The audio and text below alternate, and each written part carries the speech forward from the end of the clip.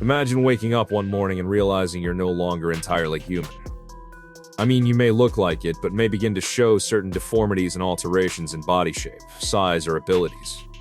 Not because you chose it, trained for it, but because something inside of you is now changed. Now imagine the world discovering that people like you exist, and they immediately try to rank or sort you into classes that determine whether you are harmless or catastrophic. You should know that not every mutant has powers that can change the world or save the day.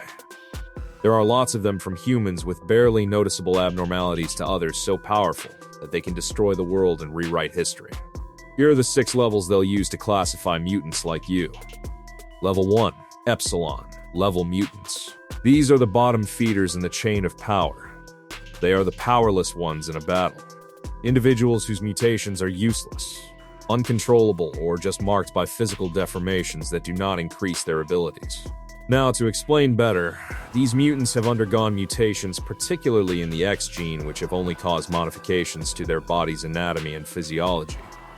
You'd particularly see them looking very monstrous and grotesque, but almost harmless even while scary. In most cases, these mutants have neither offensive nor defensive powers if it comes to a fight. They could even make life harder for themselves and those around them, so they end up suffering the dangers from both worlds. It's a pity their powers are not like the X-Men you know, and can't also hide what they are. They may have to move around with elongated limbs, animal features, gelatinous skin, strange, scary growths, and even useless body parts that do not serve any purpose. All manifesting as some sort of disturbing cosmetic changes. Because of how grotesque they look, they are the most rejected, ostracized, and feared class of mutants, making up about 20% of the mutant population. So, while the other 80% of mutant populations go about destroying things and getting away from them, society turns to this class of mutants when in need of people to take the blame, no matter how powerless they prove to be. To escape this fate, they go underground seeking solace where they are accepted for who they are. And that's usually in communities like the Morlocks, where mutants of shared fate come together in a world that doesn't criticize or judge them. That way, in any movie or comic, they later get sidelined and reduced to the background. Examples of such Epsilon mutant characters are Beak, whose mutation gave him bird-like traits, but he had no enhanced strength, combat ability, or even bird flight moves to show for it. Bro was just altered but not empowered. Or is it Arty Maddox, who got his whole appearance changed, and his ability to communicate thwarted so much that he could only do so by projecting his thoughts as holograms? A power which is absolutely useless in a battle. Level 2. Delta Level Mutants. Know when you have a gun, but don't know how to aim and shoot? This is what being in the Delta level entails. Here, you've got powers, but it's subtle and has low impact. So, it's kind of the opposite of those in Epsilon who show us what a burden it is to be mutated, yet stay harmless. But in this case, you boast of power, but you cannot boast as loud as those on X-Men level, so someone doesn't take you out because you don't quite count. Their advantage over those in the Epsilon level is that they don't have the grotesque appearance, and they have the ability to enhance a specific characteristic about themselves. But even with that, it is never truly an offensive threat when it comes to real-time battle. So, while they could have increased luck or intelligence, or even the ability to predict things, they still won't stand a chance against a real mutant. An example is Domino, who had the power of luck on her side. I mean, she could literally manipulate happenings, but that doesn't pose a real threat until she learns the use of firearms, and starts using it before she's able to go as far as dodging bullets and missing the chaos that happened around her with car crashes and all. That way, she uses the power to complete her missions. Other examples of mutants in this class are Toad with his wall-climbing abilities, yet overwhelmed by advanced weapons. Pyro, who can control fire but can't create it himself. Cipher, Forge, Callisto, and Dr. Nemesis. And for them, you can't just stand and hope to win a fight. You have to pick a subtle character of yours. Enhance it. Move. Act. And hope luck finds you. The mind-blowing fact about them is that they are the most common types of mutants, making up at least half of the mutant population.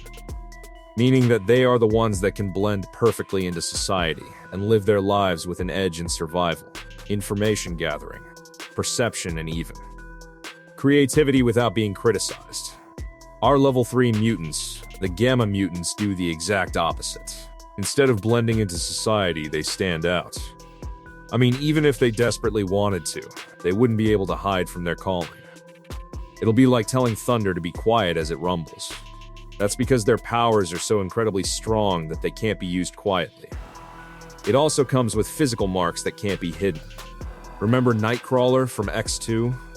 He's the perfect example of these gamma mutants that can't stay hidden. His agility and unpredictability, all brought on by his teleportation abilities. Bro could vanish in a burst of blue smoke, reappear behind an enemy, and move between buildings in mere seconds. The catch? Well, just like the Epsilons, they have physical mutations, which adds to why they can't hide, disguise themselves, or blend into society. So, while their mutations are useful and strong, they look a bit scary, marked mostly by skin coloration or a striking characteristic. Exactly like Nightcrawler with his blue skin, yellow eyes, a tail, fangs, and hands and feet that are more adapted for climbing than pretending to be human. So, powerful and scary. There's also Beast from X-Men, who looked human until the serum that distorted his already body from looking almost human to a half-monster with fur, claws, fangs, and the body of an animal, all while displaying courageous strength and intelligence. And of course, how could we miss telling you about Mystique, one of the greatest gamma mutants, her shape-shifting helping her successfully impersonate anyone, breeze through any facility and deceive people in ways you could never imagine. All that came at the price of a blue skin, yellow eyes, and scales. One shocking fact that you should know is that some gammas can hold out their own against the alpha mutants, and even the omega in combat, but the world will keep reminding them what they look like. Animals, not humans.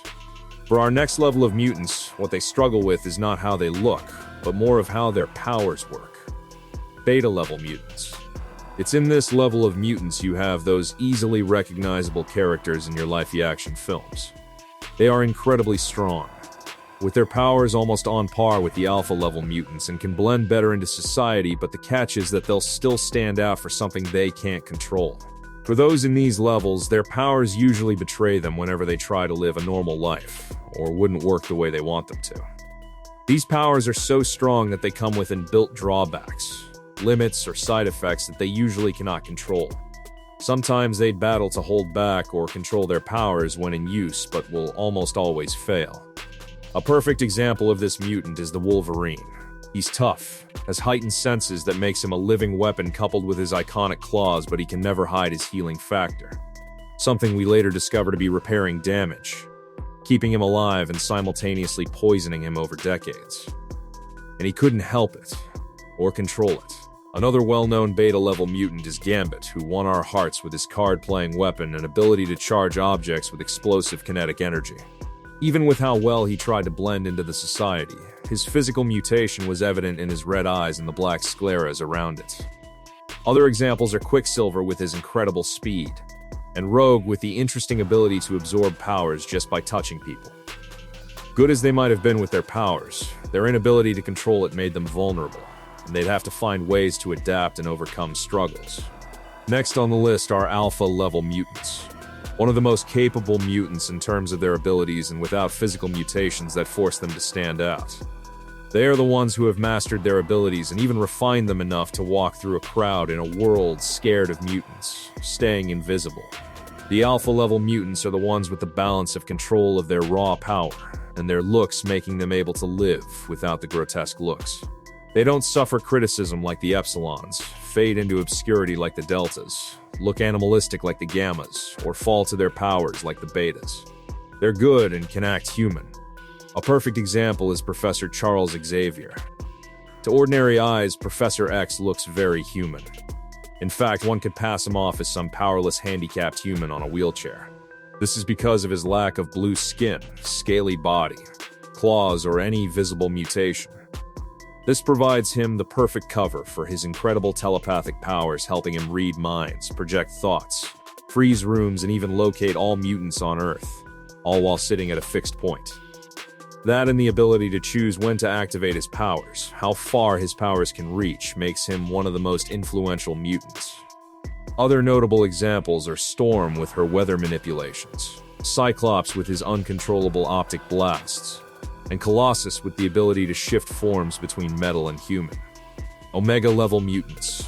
If alpha mutants represent balance, then what happens when something is far more adept at being dangerous? They are the absolute top tier of the mutant classification, with abilities so vast, powerful, limitless, and overwhelming in ways that one can surpass that specific power of theirs. Alongside being extremely powerful, these mutants are very rare and capable of performing incredible feats like reality distortion, time manipulation, energy control, and even space manipulation. So while alphas are powerful, they have limits or can be exhausted, but that's far from the omegas. They do not run out of ammo and can keep going at it for a long while because they are at their peak and are the definition of power fully unleashed. We've all seen it in live-action films, the terrifying glimpses of the power of an omega. The most famous example is Jean Grey in X-Men. Her telepathy and telekinesis makes her one of the most powerful and feared mutants, because she has the ability to switch personalities while in full display of her powers. Another of such mutants is Magneto, with his massive destruction using magnetism. The man fully embodies his powers and unleashes them. Lifts stadiums, tears apart cars, and twists metals, knowing no one can surpass him in magnetism. There's also Storm, Iceman, Legion, and Hope Summers. These guys are the ones who end the world if need be. There you have it. The next time you hear someone say mutant, remember that not all gods look divine, and not all scary mutants are powerful. If you enjoyed this dive into mutant classification, hit like, and subscribe to our channel for more videos like these.